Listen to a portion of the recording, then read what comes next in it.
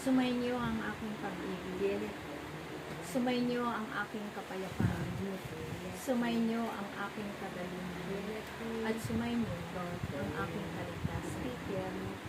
Ako ito, ang inyong Ama, na inyong sinasamba at pinapupurihan.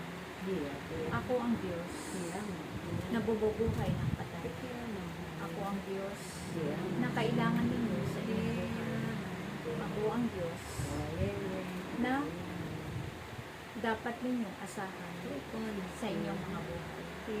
Sapagkat wala kayong magagawa kapag kayo ay hiwalay sa akin. Ngunit ako na Diyos ay may magagawa sa bawat buhay ninyong lahat. Kaya kayo na narito. Naway palaging pakinggan ninyo ang mga aral at turo na patuloy na winiwika namin sa inyong lahat. Nawa ito ay isabuhay ninyo sa inyong mga buhay. Sapagkat ang nais ko sa bawat isa sa inyo na aking pinili at binila ay maging kawakis ko kayo sa inyong mga buhay. Kaya tandaan ninyo aking kung kayo man ay nahihirapan sa inyong mga buhay.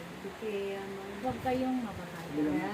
Tawagin lang ninyo ang aking pangalan at ako'y darating sa inyong mga buhay. Ipagkatiwala ninyong lahat sa inyong Ama ang lahat ng inyong mga suliranin sa buhay.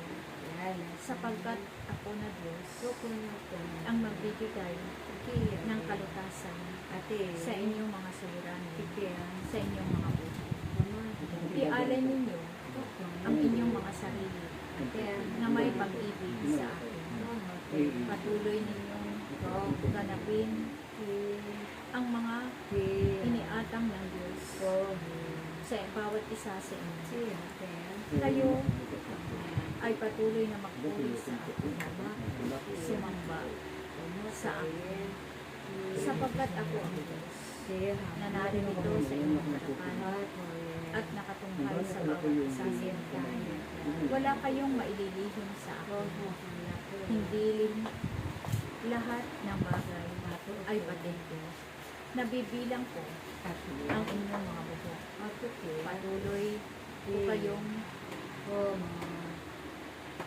iniingatan. Patuloy ko kayong patuloy ko kayong iniingatan sa inyong mga buhay. Sapagkat kayo na aking mga lingkod ay patuloy na kayo'y humayo.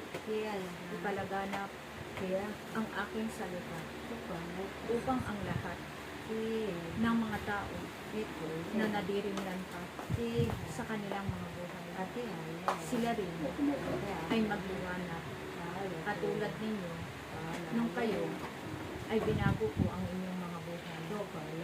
Kaya nawa aking mga anak ay wag na kayong bumalik sa inyong mga lumang buhay, sapagkat binago ko na ang inyong mga buhay. Nawa ako'y inyong paglingkuran habang kayo nabubuhay, sapagkat nakatala ang inyong mga pangalan sa aklat ng buhay. Kaya pagsumikapan ninyo na palagi kayong pagharian ng inyong Ama upang makamit ninyo ang pangako na buhay na walang hanggan. Manatili kayong umiibig sa inyong kapwa.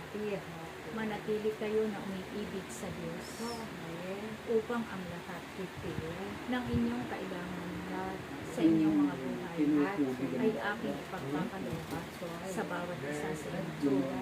Kaya manatili kayo nagpupuri sa akin hanggang wakas ng inyong mga buhay. At ako, si Yahweh, ay naririto kasama ninyo sa inyong mga buhay. Salamat sa inyong lahat.